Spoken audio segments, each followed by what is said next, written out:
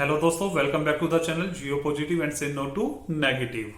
दोस्तों, एक बार फिर हाजिर है आपके समक्ष कुछ नई बातें, कुछ नए विचार लेकर, और उम्मीद करते हैं आप स्वस्थ होंगे, मस्त होंगे। दोस्तों, आज का जो टॉपिक है वह है किसी भी लक्ष्य को कैसे प्राप्त करें।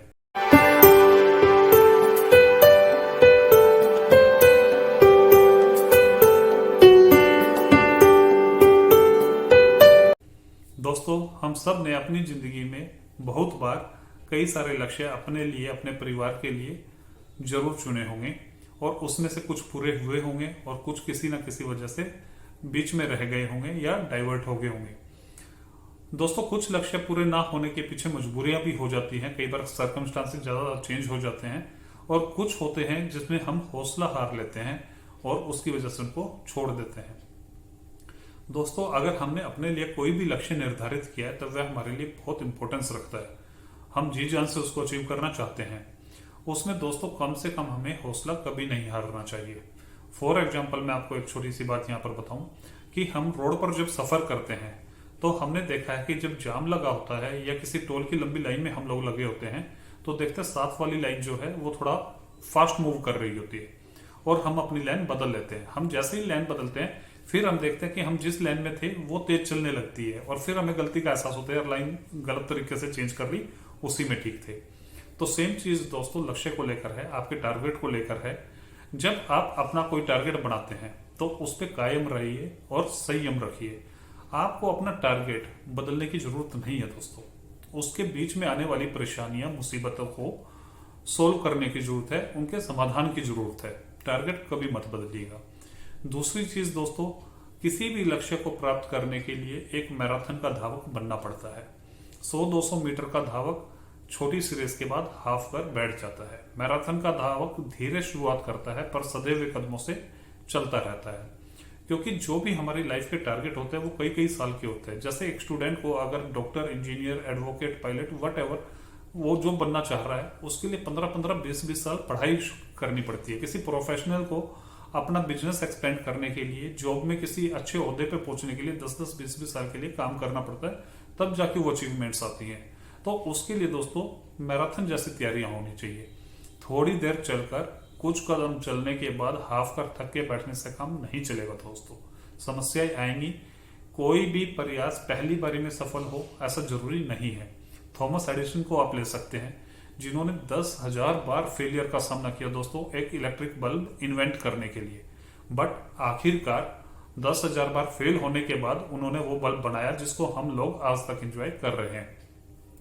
राइट ब्रदर्स का नाम आपने जरूर सुना होगा, जिन्होंने एरोप्लेन का आविष्कार किया था। जब वह अपने इस काम पर लगे हुए थे तो लोग उनको बेवकूफ या उनके काम को बेवकूफी भरा काम कहते थे कि यार ये कैसे हो सकता है। पर दोस्तों आज हम सब लोग हवाई जहाज में बैठकर उड़ते हैं और खूब उसको एंजॉय कर रहे हैं। तो दोस्तों काम कोई भी हो, लक्ष्य कोई भी हो, जरूर पूरा होता है। सिर्फ आपकी डेडिकेशन और आपका सामर्थ्य उसमें हमेशा लगातार चलते रहना चाहिए। दोस्तों एक चीज और, बहुत से लोग हमारी राहों में आते हैं जो हमें चाहते ना चाहते हुए हमारे लक्ष्य से भटकाने की कोशिश करते हैं कि यार ये लाइन तुमने गलत चूज कर ली, ये तो तुमने गलत पंगा ले लिया, ऐसा तो हो ही नहीं सकता। दोस्तों क्रिटिसिज्म भी बहुत जरूरी है किसी अचीवमेंट के लिए।